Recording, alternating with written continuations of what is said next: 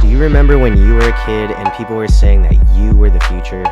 It's been said over and over and in many different ways, because for reasons that we are able to see clearly now, the world in that moment seemed like it could be better. Today, those kids are all grown up. We are the future and we are reimagining a better world. In the face of everything going on across the planet, we still love, hope, create, and have fun, because these are all the things we want for the future. But why wait until tomorrow? The future is now. Welcome to this episode of Reimagine Spokane's podcast, The Future is Now. We're here with Justice Forral, the program director for Spokane Community Against Racism, also known as SCAR. They're an amazing and passionate and fierce and brave organizer, and they've got some awesome fashion, as you can see. We'll dive right into it. Justice, if you want to introduce yourself and how you got into this work that you do. My name is Justice Forral. I like to say it's because I'm named Justice Forral. But yeah, I've always been passionate, I guess, about other people and making sure, stand up for the little person. I always felt like part of myself was always, that person as well. My background is, I don't come from an organizing space. I come from, I think, a more community space. I've struggled a lot growing up in my younger years, and I did some stuff. I think that was still community organizing, getting people together, but it was, people who have fallen through the cracks, who, have to support each other because of, where they're at. I would say, in my life, I have done harm, and it's also recognizing like that for myself in order to be a better organizer, be a better person, to recognize where I have come from and where I'd like to be. And it's not about my story when I see that. It's about uplifting other people who are in similar situations. People always say like, oh, you're such a great this or that, but it's not about me. It's about making sure that other people feel they're the same, right? Because we are, in my mind, like we're all capable, right, to do things. And so what those are is really up to how much love, support, and, training and what you're shown. And so, and just I see where I came from and I see where I am now. And I'm very grateful to have been like luckily plucked out of, a pool of people who are suffering and trying their best. Mm-hmm. Yeah, thanks for sharing all that. How did you get involved with SCAR? People think I'm a big leader in the community. I like to say I'm the best participant because, again, I just want, like, I didn't know 100%. I wasn't the most, like, politically correct person. When I started activism, I was still learning and not coming from these spaces. It felt hard, I guess, to engage, I think, on an intellectual level. And so I was mainly focused on here's what I can do, here's where I can help. And so I think SCAR recognized me out in the community, doing a lot of different things and doing a lot of different work. And then I was arrested in Spokane for trying to make sure that the police weren't biking too close to the people at the back of the protest. And because the people at the back of the protest are the slower walkers, meaning like elderly people who are slower walker for whatever reason. And having bikes that close is just dangerous. Again, growing up new activist, I'm like yelling at the police and, not knowing what the right thing to say, but very passionate about making sure like, we see it happen. And a cop actually hit me with their bike a couple days prior to my arrest. And that's why I think I was extra passionate about making sure they keep their distance, even though it wasn't like, it didn't hurt or anything, but you ran into me. I it doesn't feel good. Yeah, I don't know what that means. Like, are you going to jump off the bike? And that's eventually what they did a couple days later and arrested me. But, and I think SCAR was just really supportive and saw me after that. And I applied for the position they had open. And from there, it's been a lot of learning, a lot of growing for myself. We've done a lot of great things, but it's not just us, right? We're a support first, criticize last organization. So we try to help people where they're at and see what we can do to uplift people, gas people up, hype people up, show them that they're awesome, they're important, that they're capable. We don't believe we have the right ideas. We believe, it takes all of us to try transformative justice as well, right? So it means like, trying stuff that hasn't been done before. Yeah. Wow. What a journey. Earlier you said something about learning how to be more or less politically correct, and that's been a journey. What has this how's this journey like brought you into, or what does it mean for you to be political now that you're in it? Well, I guess people would say I'm still politically incorrect based off how I approach things, but it was like learning, what worked for me in these spaces, because a lot of times, we only have one personality when what's accepted to be listened to in political spaces, whether it be politics of your own life, whether you have to, pick up your kid and from school and there's an issue with the school, or you're talking to city council. It's, working between those spaces and making sure that other people have the opportunity to have more of a tone or more passion, because that's the reality, right? We are all impacted by a system, but we're never allowed to show that we're suffering for it. And my mistakes are a lot of time my own, and I like to process them because, I understand what it means to when people say like, oh, everyone is racist, everyone is sexist, everyone is homophobic, everyone's transphobic, everyone's ableist. Like there's so many things we can that we could talk about that come up that have been so institutionalized within us because of the propaganda tells us to hate all these people, tells us that, these people are the ones who are making us suffer. And even though it may or may not be true, even though we may or may not believe it consciously, the subconscious, when we do these Yale, Harvard studies of subconscious, of cognitive bias, we see the results, and the results are always, we have it. And so where does that come from? Why did I have to unlearn a lot of the ways I was in order to be who I want to be? And one of my favorite quotes is, culturally, it's the first, and I think this is from Tumblr. I've been trying to find the source on this, but culturally, the first thing we think about is how we think about, is how we were, one more time. The thing that we think about first is how we were raised culturally. The second thought is who we want to be as a person. And that, I think, is really foundational to a lot of things for myself. It makes too much sense. Yeah. And so what does it look like for you to be political or civically engaged? Well, participating, I think, is big on that. I like to say when people don't want to be engaged at all, that voting is the least amount of effort to show solidarity, especially in Washington. And it's very important. And I understand why people don't vote, but it's about participating in your own life, right? We can say, I'm inspired by a lot of different things, so I'm going to bring up Adventure Time. Love Adventure Time. I'm going to ruin, I think, the scene, but it was a very inspiring scene. I haven't seen it in several years, but it was the Vampire King and Marceline after she's like kind of defeated all the vampires. But for some reason, I think I apologize. I think in the universe, vampirism can't like go away. So if she kills the Vampire King, she becomes a vampire again. And but they're like duking it out, and he's like, I won't let fate control me. I am the decider of my own destiny.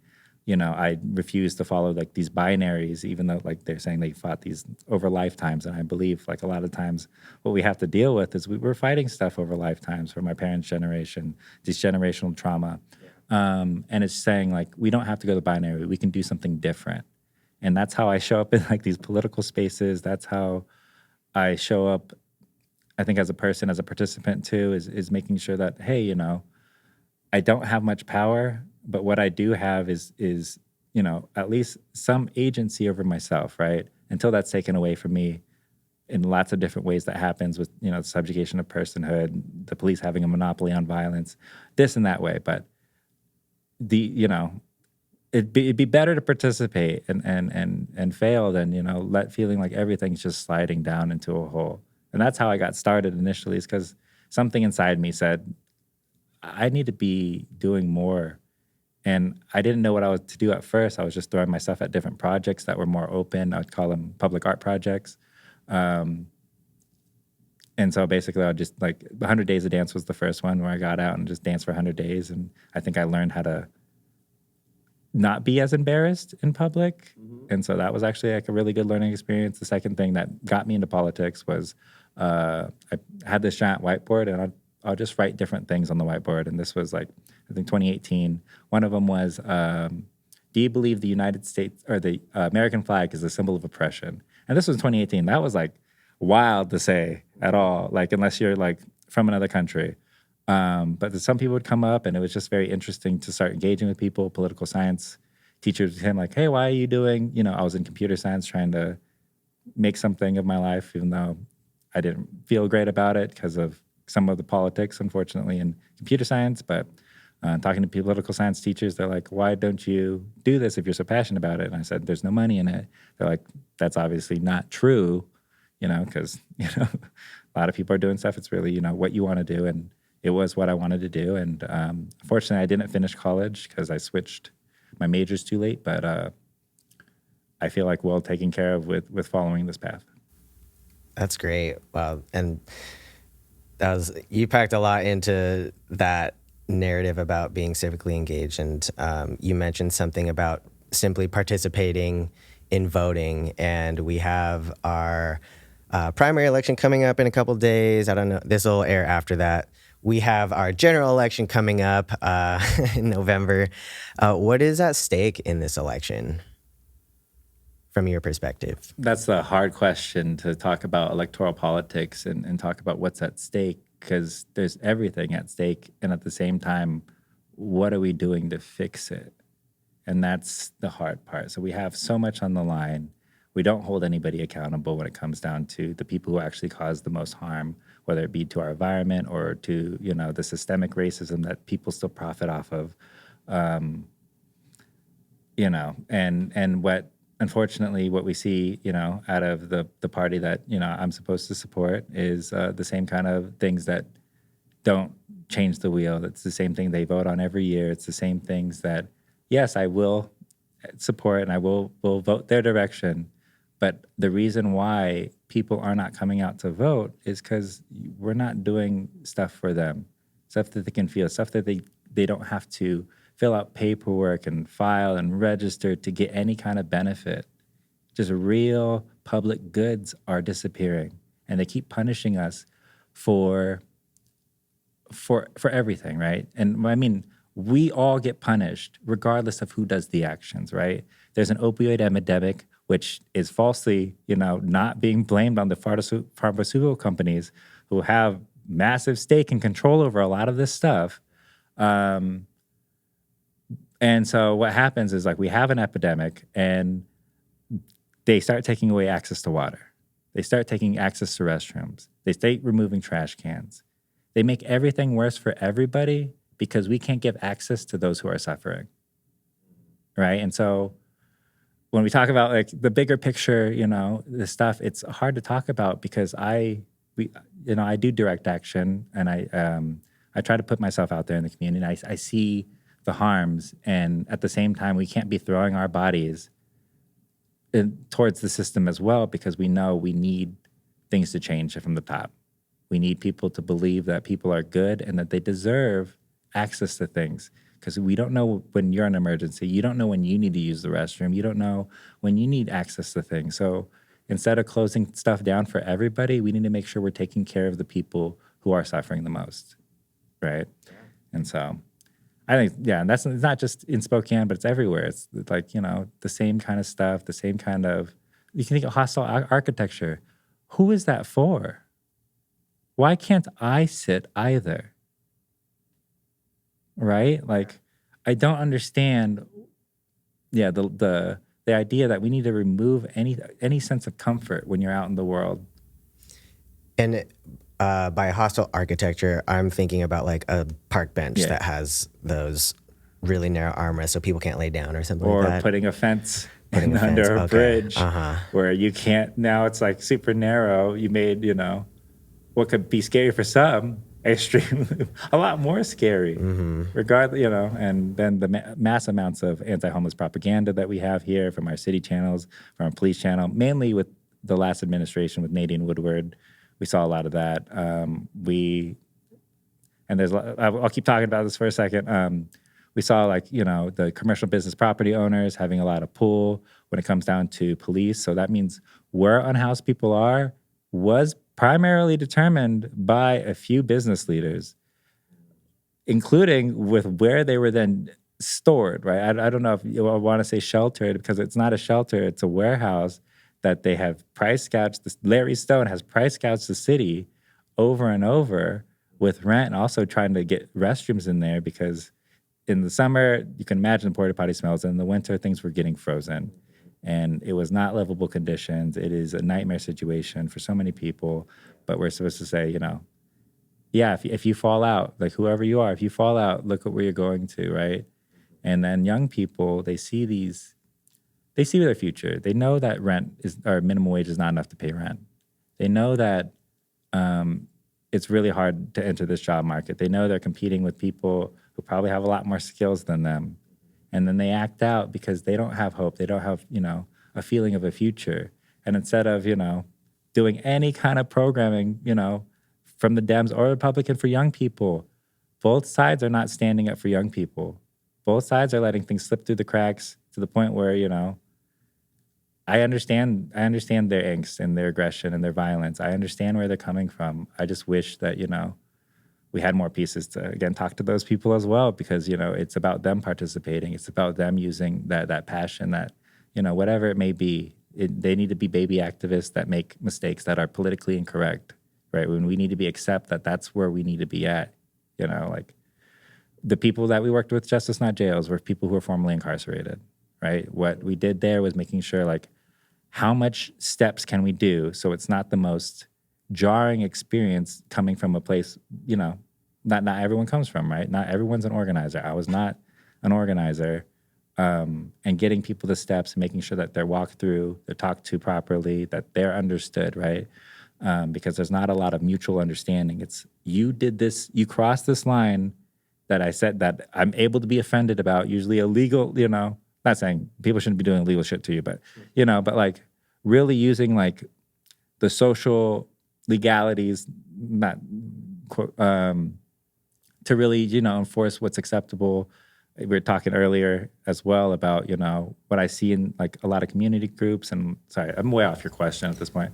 You can keep going. But when we're talking about different community groups and who gets kicked out of groups, we see who gets kicked out. It's a lot of people who are neurodivergent, because it's, in my opinion, that I've seen worked in like community groups, or they're volunteering or working with these groups. We see these people get kicked out, and they not necessarily they have to be neurodivergent, but I just want to say it's important to notice that, we aren't accepting of a lot of people, regardless if we say we are, and it has a lot to do with how people show up in space, and not everyone's showing up in space the same way. Not everyone is able to say, hello, all chipper every morning, Maybe they need to get regulated first and then participate. It's about checking in with those individuals, not judging those individuals first. And it's really hard to overcome the culture of, the United States, because, again, the propaganda is so immense. I do teach something called decolonizing organizing, where it's a big focus on what does that mean that we have so much propaganda, and how do we kind of come back to self and then expand outwards to relationships and community from there. Mm-hmm. And I mean, all of this kind of just sounds like how we are trying to come back to being human because of how much the system has dehumanized us and, made people a commodity. And so as far as like what Spokane Community Against Racism is doing, what sort of, I don't want to point the question of like what sort of rehumanizing, but like why is your organization needed? And like what kind of systems or structures or gaps does your organization address? Well, first, there's not, enough direct focus, I think, of the harms of racism. Like, people have a hard time with the word, I'm also a comedian. One of my favorite jokes is I work for Spokane Community Against Racism, and I know those are trigger words for you white people. I know what you're thinking, but my family's racist. And I know you have your black friend, but when I first moved here, I used to cater y'all's weddings, and apparently y'all ain't that close. And I say that because for me, it's very true. Like, all of those things are very true. I hear one thing and I see another. I I see the discomfort immediately, and it's not like, I know I'm kind of joking, but it is because when people hear racism, they say that's not, they don't want it to be them. Yeah. And it's a hard time to then acknowledge where they're coming from too, right? And so that's why I feel lucky to kind of come from the environment I came from, because I came from mistakes and errors in order to be like, okay, this is where I want to learn. I came with so many questions and so many things I didn't know, and I wanted, just to catch up to where everyone else was at. And so I think that gave me a lot of, coming from a different perspective, helped me see a lot of these things as well. But I forgot your question. What systems or gaps is SCAR addressing? And so SCAR is a support first, criticize last organization. So we try to uplift our community by making sure that community groups have access to technology, have access to, whatever they need to create a vibe, or, those tools to do it, the steps to do it, how to be effective when you plan an action, or if you need to go testify at city council, we help, with that by holding, stuff that people can, catch up on. We put a lot of information. I think that there's not enough information on what happens in Spokane, and we're doing a much better job at that. I think it's hard when, all these organizations in Spokane, unfortunately, are very small. Donate to all of them. Donate to Reimagine and stuff. I think what we do is make sure we also open the door for a lot of people who are afraid to speak on different things, right? Like, people get frustrated, but they don't feel like they can talk about it because they don't think they can talk about it in the way that, they need to. It has to be perfect, or it has to be, toned perfectly. Yeah, like they can't make a mistake. Yeah. And so what we do is try to, racism is a hard thing to talk about, but it's important that we try our best to see how we can address these issues, see where things don't work, see where things do. And as harms happen, try to be there to make sure people can feel safe, right? And I don't know if that's a good answer for what our org does, but our org does a lot of, I think, connection with other people. Like, we are very connected with a lot of community groups. We are very connected with a lot of, I think, strong individuals and political individuals as well, because, we come in with a lot of honesty. We come in with a lot of heart. Like, you can tell, even if things frustrate us, we care a lot. And we have a really amazing steering committee who's, really committed to restorative justice and transformative justice. I can say that for myself. I've coming from a space where I'm not from this work, not from this stuff, like, they have given me the support, love, and education. I think education has come in more steps. But yeah, I think that's what's needed. And I think for all people to grow, it's not just for myself. And so, I like being an example, not a leader. Yeah, and there's so many different ways to do things, to make change happen, and to do something different. And I mean, just in the organization's name, Spokane Community Against Racism, that's just a big, powerful name that. I feel bad. I feel like we do legislative. I feel like there's so many things to name that we do, but for me, that stuff is like not as important. Like, building these community and structures and making people feel like they have power is way more important than any kind of signature gathering thing we did, or it's about like that human connection, and so we do a lot of cool stuff. We're very unique, I think, organization, especially how we do things. We like to be spicier and talk more honestly about, like, we want emotion to be with the education. Like, we want people to know it is hard, and it does hurt sometimes, and that's okay, because if you don't acknowledge it, then we're never going to get through it. And it's a lot of sorry, everything always circles back, and decolonizing organizing, so that's something I've taught through SCAR as well. So, and that's really huge on all that kind of self-reflection and trying to slow down. And if you could, in this next question, talk about some of the wins that you're proud of that Scar has had, big or small?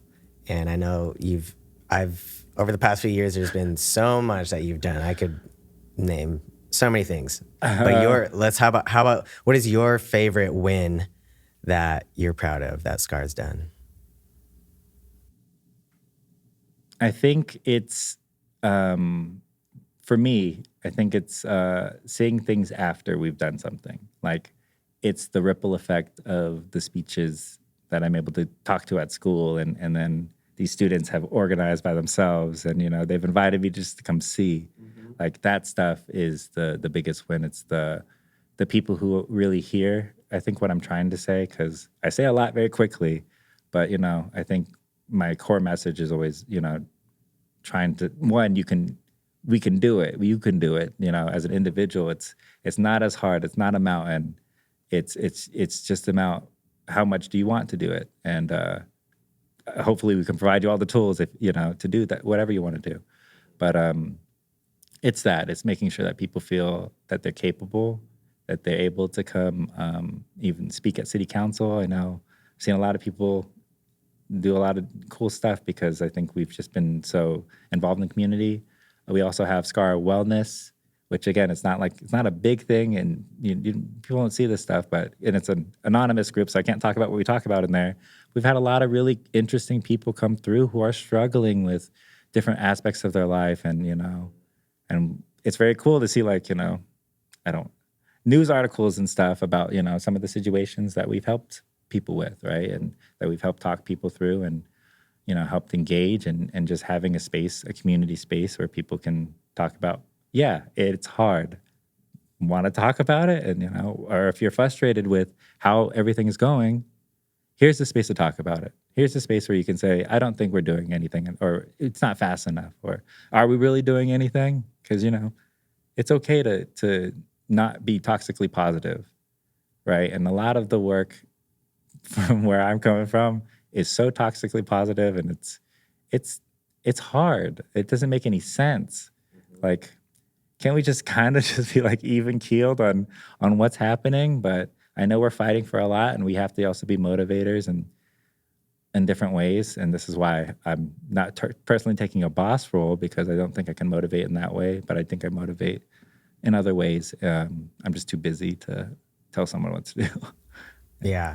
And it's also not super fun to tell people what to do from my perspective. I would like for people to feel empowered to do what feels best in alignment with values and what our organization's doing. But that's also, I think for me, that's also a personal thing that it makes the work harder. I think people to some extent do see me, and I'm sure you, as leaders, right? And they do want some direction. It's just hard to, I think it's just hard for me, because if you tell me, here's what I want to do, all right, you ready to get arrested? Let's go. But no, I think it's also important, because then people feel like they are participating. I think the Burrito program definitely showed that. We had jobs that they're not hard, but it gives people a purpose to go get engaged, and then from there the education is right there. And it was just a really easy way to get a lot of people, I think, have more progressive values, understand how to practice them, especially in that space as well. And so, that's another huge, the Burrito program, I think, probably my favorite program that we did. Almost 30,000 burritos. I did it every Sunday. I think I missed one Sunday, I think, over 2.5 years. I loved it so much, I'm gonna cry.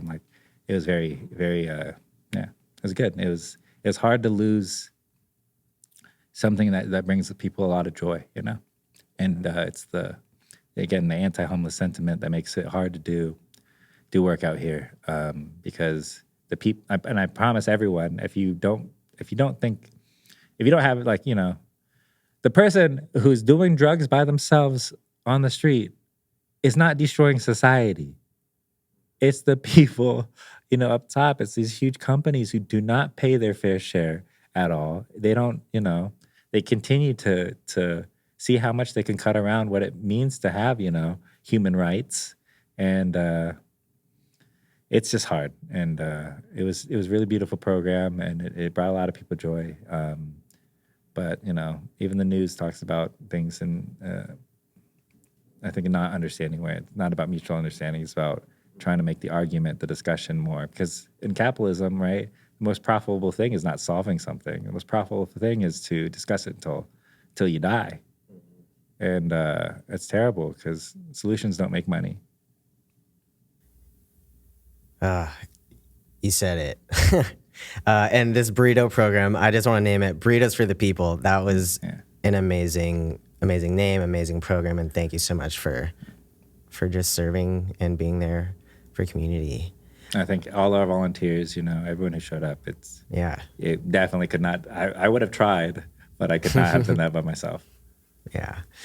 And earlier you talked about the SCAR Wellness Program. Could you speak a little bit more about what healing looks like for you individually and also as a community? Within the program or just me personally?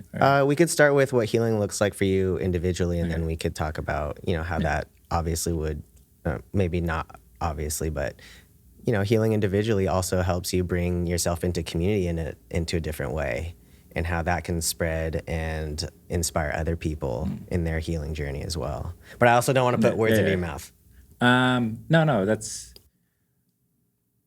For me, I think healing is about being able to face your own shadow, right? Face the things that make us uncomfortable.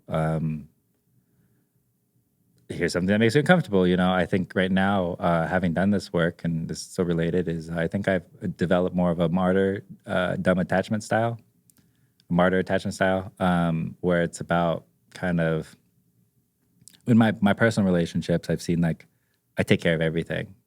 I take care of everything in activism, I take care of everything in personal relationships. The point where, and it's how I was raised when I talked about, how I grew up a little bit is, and I'm also AMAB. I do use they, them pronouns. But, growing up, I think a lot of AMAB people, are trying to raised as, doers, right? Go do things, but, not really reflected on who you are, and what you want. I never really got anything I want, growing up, poor. And also, I have a long story. I don't want to get into it.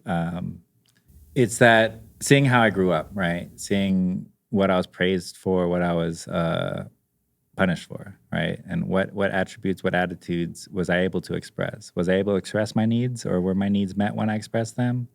And the answer for me is no, they weren't. And so I think for a lot of myself became kind of a scoundrel person, where I kind of got by how I got by, and only did stuff to make sure I got by and was comfortable, just barely enough, and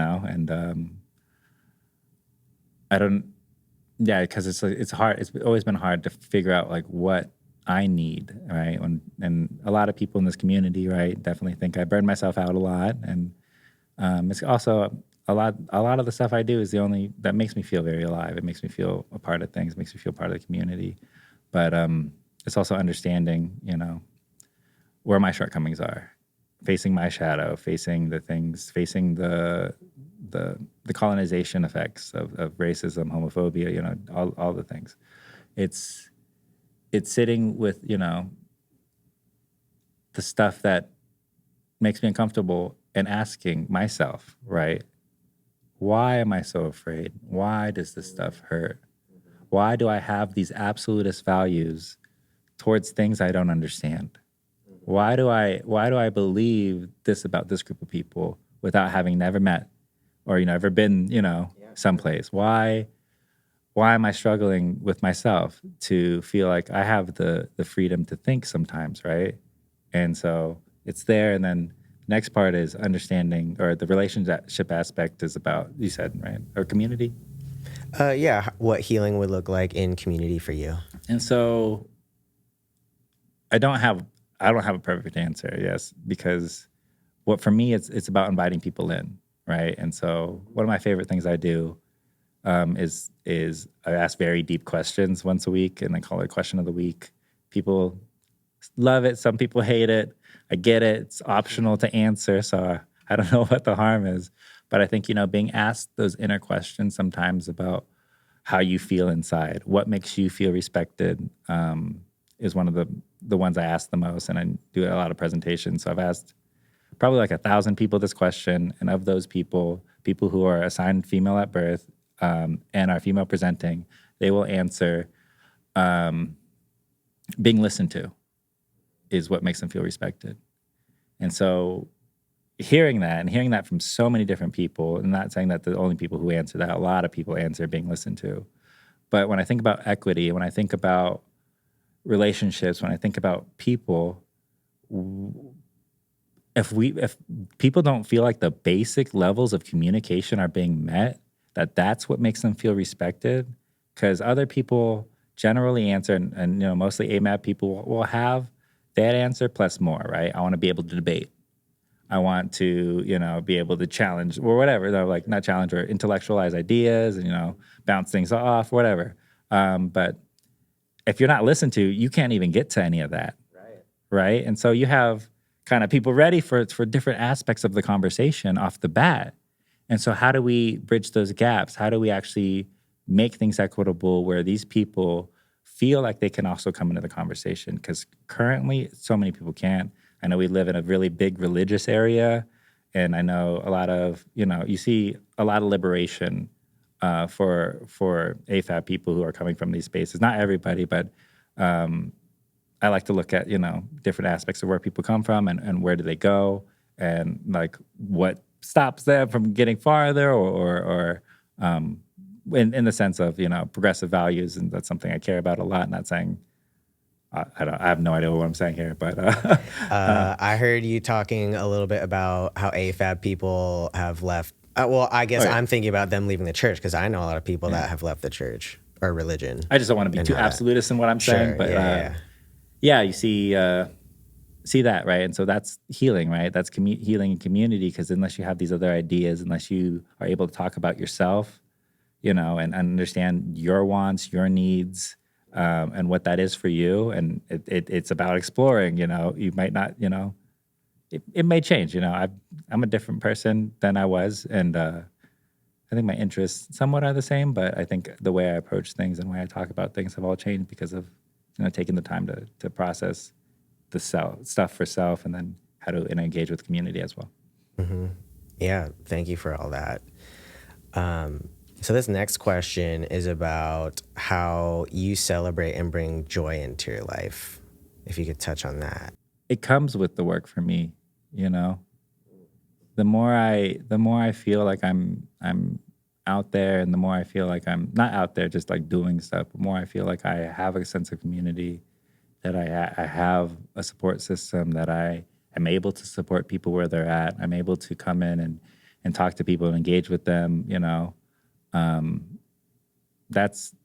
I think that's really what makes me happy. So I think it's just over time, I've seen the impacts of the work. And if anyone's doubting, I promise, it takes two people. Well, it takes one person to start an action, but the small groups that you work with, 2, 3, 4 people, it doesn't have to be more than, it could be one person. But, those people you work with will continue to do actions with you, will grow with you, will continue to learn with you and become, good friends if you weren't friends before. But it doesn't take more than just participating and engaging to feel like you have, more of a life than the isolationism that, comes with the colonization that we're told to love. We're told to love our little prisons that we can make for ourselves. But I don't believe self-care is the only solution. I believe self-care and community care are needed. You need to feel like you belong somewhere, that you're safe there, that you can discuss things, that you have the complaint process, that and so seeing those things established, I feel so much feedback from all the things that I do, and I just am really grateful. I think a question is so hard for me because I, at a natural state, am very joyous. I know people don't see that, but I'm default happy. I wake up in the morning, the worst person. I'm like, let's go get breakfast. Let's go. It's 5:30. No, everyone's like, I want to sleep until 10. But I'm like, no, let's go.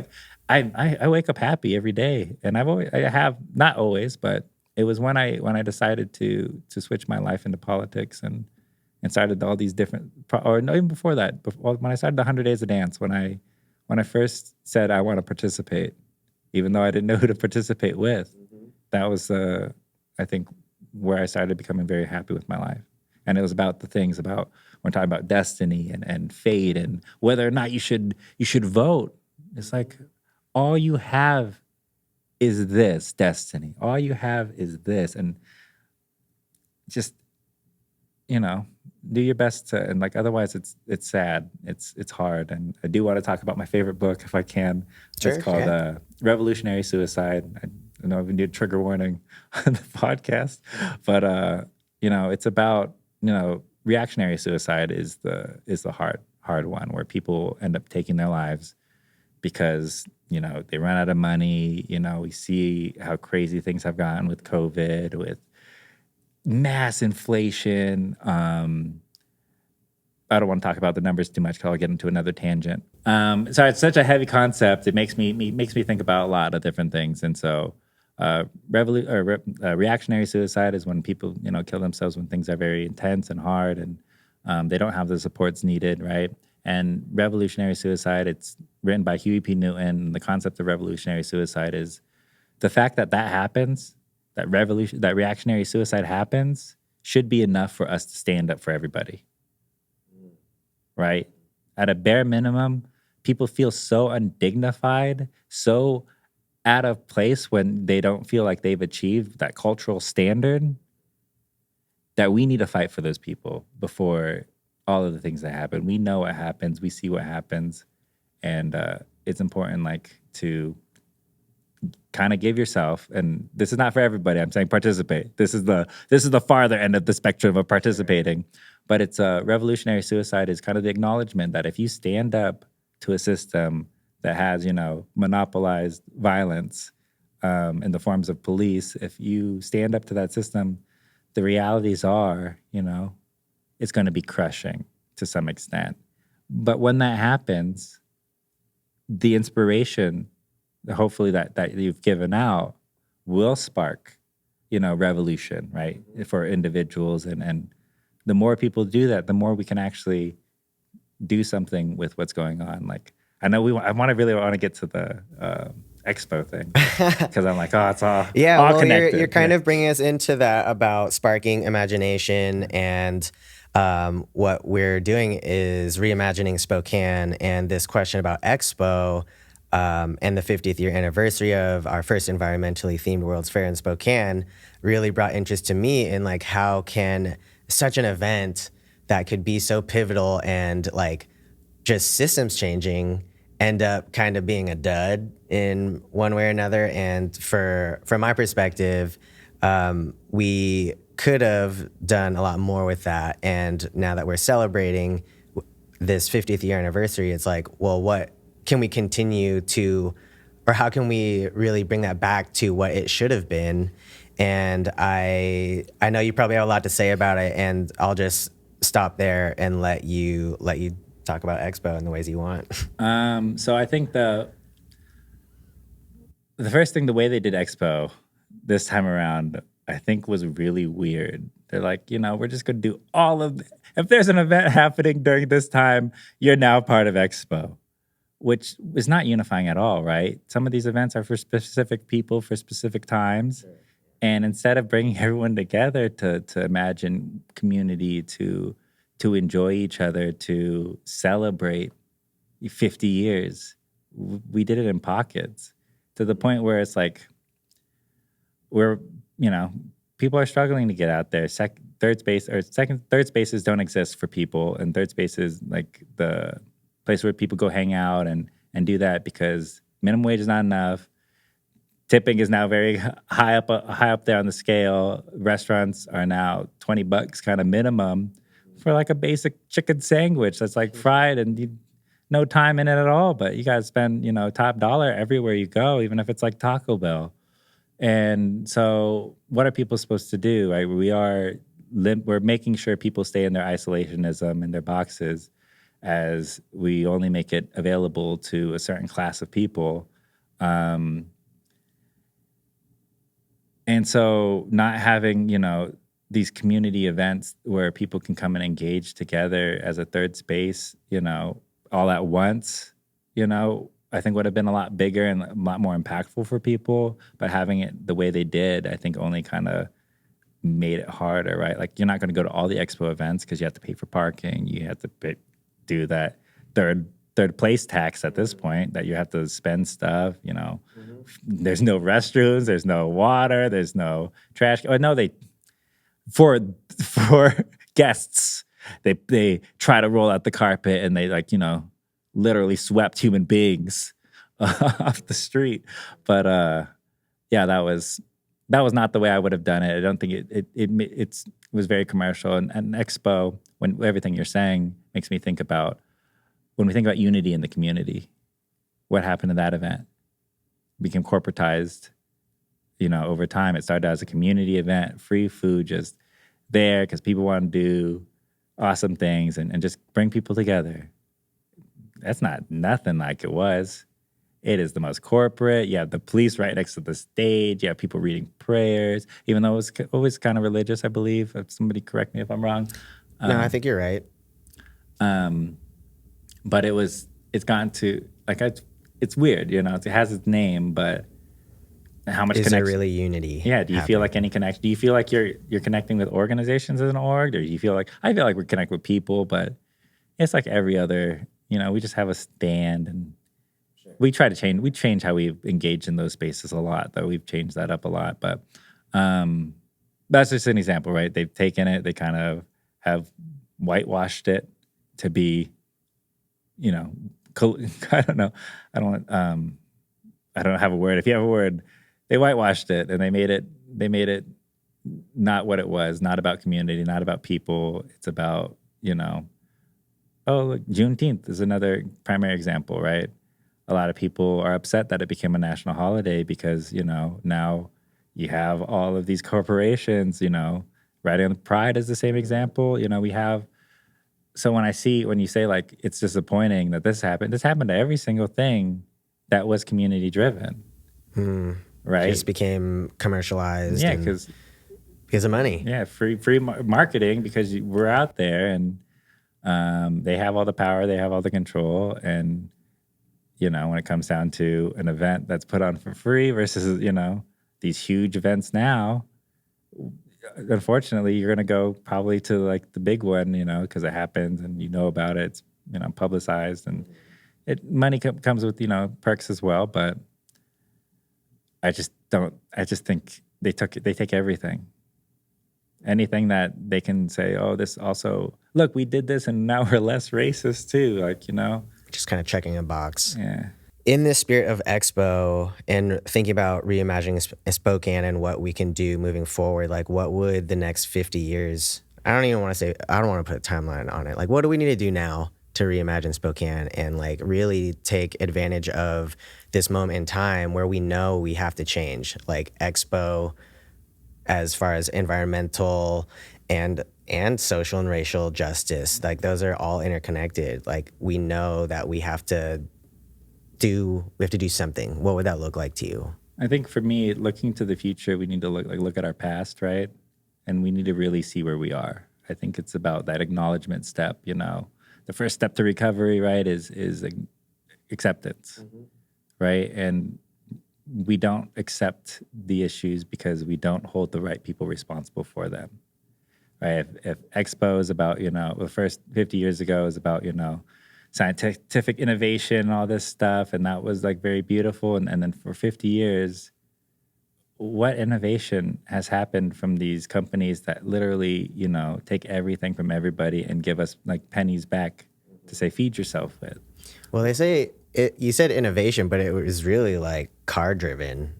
I don't know about the original Expo, so I'm sorry. No. I guess I would say the first World's Fair was about technology and just advancements with what technology brings. But as time went on, you get to 1974 where we're having that oil crisis. There's a lot of environmental concerns, which like people have been thinking about the environment and sustainability for a long time. But in this in this event, it was like also, well, I guess not in this event. Many expos have started since the automobile became more available to people, started becoming more or less about how do we create a future that is very car brained. Yeah. And with cars and gas and just all the oil and just everything that comes with a vehicle, it is all about corporate greed and degradation and exploitation of the environment. But anyway, sorry, that was a little tangent about No, I wanted to expos. hear about it. Yeah. But I guess, yeah, if we're going to change the world and change systems, and you were talking about looking at our past to move forward. Yeah. Because we need to see, like, yeah, why haven't things changed? Where are we getting stuck? Why is the responsibilization on the people with the least amount of power? When the people who are actually can address these issues, environmentalism is a top-down thing. I've never created a plastic bottle in my entire life. Yeah, that's true. I have not, and I have not dumped any oil into the ocean. I have not, I don't have a private jet. Even if I'm flying and stuff, I'm not doing as much impact as these people with, again, all the power, all the influence, and all the money. So why is it my responsibility to fix the environment when I don't have any power to fix the environment? I can recycle my bottles all day. I can make sure, my farts get captured in a bag. I don't know. I'm just saying, like, I can be the best environmental activist. I could be perfect. Everyone in Spokane could be perfect, and it wouldn't make a dent into the environmental impacts that are happening now. We have PFAS that just happened, that happened for a long time. I don't know what PFAS stands for. I know it's like basically toxic forever chemicals in our water that have been dumped there because the Spokane air, I forgot the name of the body. Spokane. It's like the airport commission or something like that. Yeah, like that's, how are those people being held responsible? Yeah. For ruining probably a lot of people's life. Who knows the health impacts that this is going to have, But until we actually caring about the environment means, we're starting at square one. Where does it start and how do we mitigate it? But if we start at the end, we're never going to mitigate any of the problems that we have to begin with, right? If we start, why don't we have more electric cars? Oh, because car companies have been buying the patents of electric cars for years to not produce them. Like, why, it's starting square one and going from there. Well, as well, like I want to imagine the future. But if people don't know where they're coming from, I think it's like we're very doomed to repeat stuff or not know why things might not be the best idea.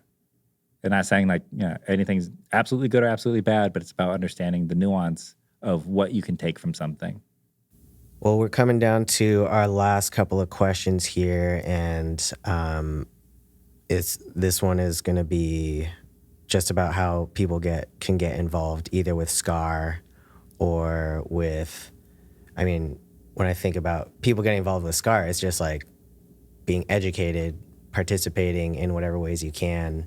But I think maybe instead of that, like, what would you want for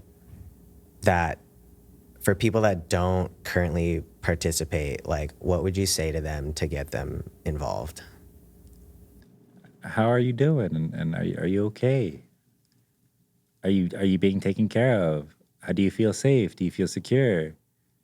I don't know if I don't need them to get involved. I need them to tell me what their issues are, and if they don't want to get involved, I just need the information because they're not the only one, but I don't ask people for anything. Well, I ask people questions, but I don't ask them to do stuff for me. I stopped that a little while ago because I realized that's not true. Sometimes there's projects and stuff, but like for the most part, when it's like a brand new person, I'm not looking to tell you my story. I'm not looking to tell you anything I know. I'm trying to learn who you are and be a good person in that space because I know where I'm coming from. I know I know what I know. And I don't know what you know, and my frame of reference, is only a tiny window when it comes down to the reality of what there is to know in the world. Not even a tiny window, So my perspective is so limited, and so it's about understanding where people are coming from, and seeing what if I need to help you. Maybe it's the other way around. Maybe I'm supposed to be helping you. Maybe it's not supposed to be me telling you what to do or telling you to get involved. Maybe it's me supposed to be helping you. And so I don't know that until I have the conversation. So have the conversation with me. Come to all these social spaces and learning spaces and safe spaces that we create. Come out and just chat, because unless we do that, we're not going to get anywhere. These Zoom meetings, by the way, these 1-hour Zoom meetings are not working for building solidarity, building community. I've never trusted somebody it doesn't matter if we've been in Zoom meetings for a year every week. If you're a little screen in a window, I don't know who you are. I don't just inherently trust you. I'm not that kind of person, and I wish I was, and maybe that's who I need to be, but currently I'm not. So I need more communication. I need to know where I stand in certain spaces as well. I know I can come across in ways that people don't always love, but I also deserve the kind of communication that I also try to put out there, So. Yeah. Well, if people want to show up as they are in person, how can they find out more? Like, when are these events happening? We have a new social media manager, so things are getting posted on time. We have a SCAR weekly, a weekly email talking about what's going on, what kind of to pay attention to. We try to share all the cool stuff that all the other groups are doing as well. Social media. What's your handle? At SCAR Spokane for all of them. We don't have a TikTok. I'm not sure if there's you don't have to do it. There's a young person who's very interested. I'm not. It's hard. Oh, it totally is. I'm not on it. It's scary. I can't do it. Well, I feel bad. but it's like meeting people where they're at, and trying to also like some of that stuff. Some of the TikToks where people disseminate all the information and stuff, and or they talk about all the CIA operations that have happened to kind of overthrow their countries. Like that stuff is so well done. I'm like, good job, TikTok people. I see it secondhand. That's good. Cool. Well, one day maybe you'll find a young person to be able to do that. I'm like, it has to be someone younger than me. Or maybe an old person who's really motivated. Anybody can do anything. It's we can all do it. And I can give you the tools, but I'm not going to do it. Famous last words by Justice Forral. Thank you so much for being on our podcast and for sharing your story and for just, I feel like you're bringing people together, and that's what it sounds like we want to just make the world a better place. Yeah. So it's about making this, really quick, it was about making this space a better place. And I know you said communities when you got the first name and stuff, and it's everyone's in our community. Everyone we interact with. If you see somebody, the chances are you're going to see them again, and that means, we should try to bridge these gaps and make things better. And that means people from all backgrounds. I know people hate that, and I don't always talk to people of all backgrounds. That's not always my role, but it's about getting the information out there so people can have the conversation for themselves if that's what they want as well. Sorry. That's my last words. Sorry. It's all good. Thank you so much, Justice. Thank you. Appreciate it. Woo. Thank you so much to our sponsor, Empire Health Community Action Fund, our producer, Form Studio, our music producers, Ryan and Kyle, and to our listeners and voters for helping to create a future that we can have now. Thank you for listening to The Future Is Now. Currently, Reimagine Spokane is a program of Asians for Collective Liberation in Spokane. It was the brainchild of Executive Director Ryan Louie as the feeling and energy that we intend to belong and be accessible to everyone so that they can join us and others in creating a new Spokane. For more info, check out our website at reimaginespokane.us and find us on social media at Reimagine Spokane.